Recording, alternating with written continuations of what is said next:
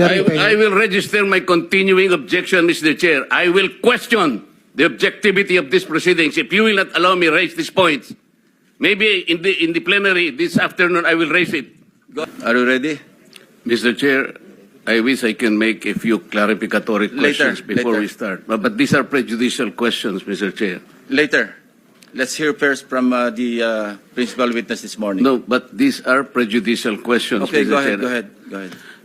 Foremost to my mind, Mr. Chair, is the integrity, the impartiality, and the objectivity of the proceedings of this committee. Mr. Chair, you were interviewed on Billionario Channel by Miss Pinky Webb. Basahin ko po, sabi niya, Senator Ping, para sa inyo, sino ba ang sabihin natin worth it or dapat na ikonsidera na state witness na ipasok